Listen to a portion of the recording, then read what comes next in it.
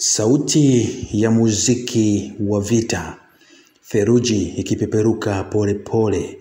Wakati wa vita ya kikatili kati ya Finland na Urusi iliyotokea mwaka 1939, alijitokeza shujaa mmoja wa ajabu sana. Hakuwa na bunduki wala darubini kwenye bunduki yake. Hakukuwa na vifaa vya kisasa, lakini alibeba kitu kimoja: ustadi wa kulenga kwa usahihi wa ajabu kabisa. Jina lake ni Simon Haya, lakini ulimwengu unamfahamu kama The White Death, kifo cheupe.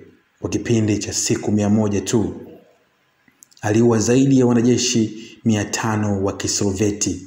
Hakuna sniper mwingine katika historia aliyefikia rekodi hiyo. Simon alitumia bunduki ya kawaida bila scope, kwa sababu darubini ingeangaza jua na kufichua alipojificha. Aliweka theluji mdomoni ili pumzi yake isionekane.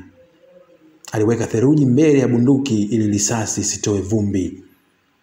Kwa siku moja tu aliweza kuangusha maadui 25. Warusi waliingiwa na hofu, wakatumia sniper wa kumtafuta, wakampiga kwa mizinga. Hatimaye risasi ya mlipuko ikampata usoni, lakini hakufa.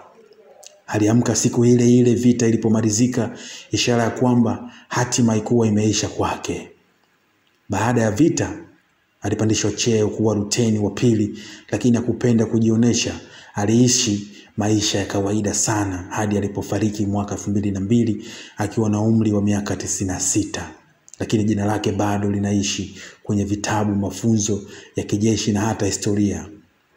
Simon Haya alionyesha kuwa shujaa halisi si lazima awe na silaha kubwa, bali akiwa ni nidhamu na ustadi wa hali ya juu.